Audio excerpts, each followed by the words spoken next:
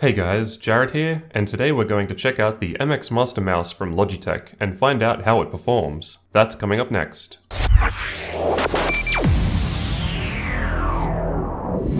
The MX Master is a wireless mouse from Logitech. I've previously used the MX Revolution and MX Performance mice from Logitech, so I was interested when I found out that the MX Master had been released. The overall shape, theme, and design seem to be pretty similar, which I like, but there are a few interesting changes this time around that we'll check out here. Inside the box, we have the mouse itself, a USB receiver, micro USB cable for charging, and instruction manual. Let's take a quick physical tour of the mouse. It's 48.4mm high, 126mm in width, and 85.7mm in depth. The total weight comes in at 145 grams, while the receiver is only 2 grams. Most of the action is on the left-hand side, the most noticeable addition of which is the return of the side scroll wheel. I didn't even realize that I'd missed this until I had it back. The scrolling action is very smooth and nice, and it can be used to scroll left and right. Behind the side scroll wheel are the back and forward buttons. Initially, I felt these were a little too far back, as I had to move my thumb back more than I was used to in order to reach them. However, I've become more used to this over time, and it's less of an issue.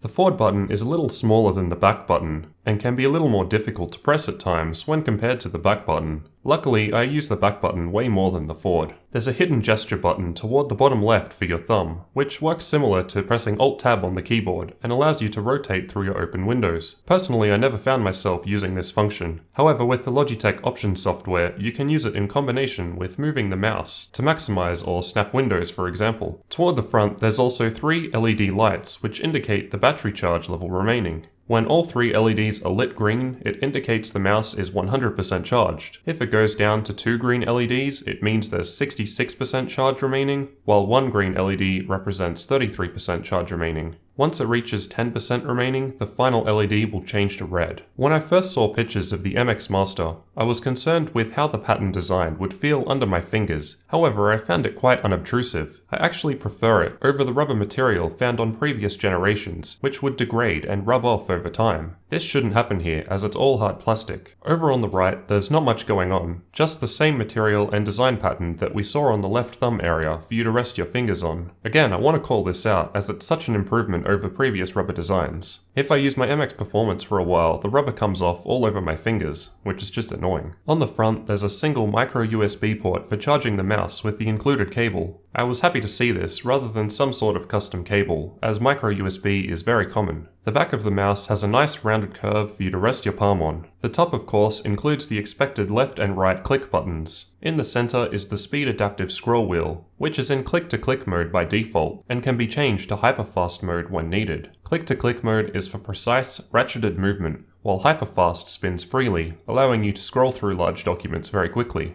You can change between the two manually by pressing the button behind the scroll wheel. Otherwise, hyperfast mode activates automatically in response to an increased scrolling speed. If you slow the scroll speed back down, it will automatically go back into click-to-click mode. Pressing the scroll wheel in acts as a middle click button. The bottom of the mouse features the dark field laser sensor, which tracks really well on a lot of surfaces, even glass above 4mm thick. I've been using the mouse primarily on a mousepad and haven't had any problems here. The sensor operates normally at 1000 dpi, but can be changed between 400 to 1600 in increments of 200 with the Logitech Options software. There's a power switch for turning the mouse on and off, as well as a button for connecting to Bluetooth, and another for changing between the 3 available Bluetooth channels. I've been using the mouse mostly with the tiny included wireless USB receiver, which uses the 2.4 GHz range and provides a range of up to 10 meters. However, it can also work with up to 3 different Bluetooth devices at once. A good option if you don't want to waste a whole USB port for the mouse on a laptop, for example. By plugging in the USB receiver, you will be prompted to install the Logitech Options software, which I thought was a good way of providing the software for the mouse. So how is the MX Master to actually use day to day?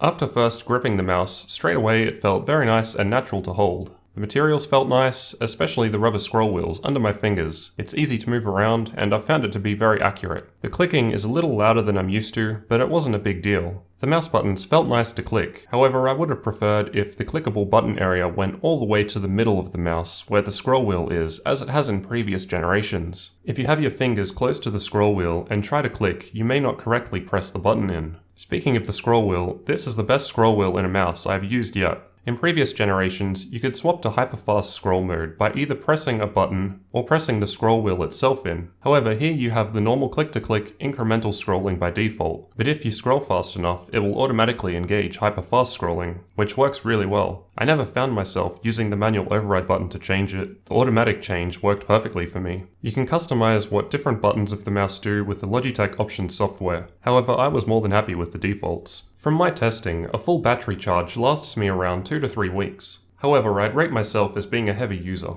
This is thanks to the inbuilt, non-removable, rechargeable 500 mAh battery, which Logitech claim will last up to 40 days on a single charge, based on 6 hours of use per day, so approximately 240 hours total, which is quite good. Even when you do need to charge, it's not a big deal, as you can still use the mouse while it's plugged in and actively charging, which is awesome. This mouse is definitely designed for right-handed users. Unfortunately, if you're a left-handed mouse user, you may need to look elsewhere. Overall, to be completely honest, I really didn't realize that I was using the mouse after a while, which I think is a good thing, because it means that the mouse is allowing me to do what I need without causing me any noticeable problems. It just works well. Is it worth the upgrade from the previous generation? Possibly not, as the MX Performance was a fairly decent mouse. However, if you can justify the cost, I would recommend the MX Master, as it's just better in every way, with great incremental improvements all round. While there's nothing mind-blowingly new here, it's great to have the Bluetooth option, return of the side scrolling wheel, automatically engaging hyperfast scroll mode, and improved battery life. The Logitech MX Master mouse is definitely a solid option for essentially anyone, perhaps with the exception of hardcore gamers that may want the lower latency of a wired mouse and extra macro keys.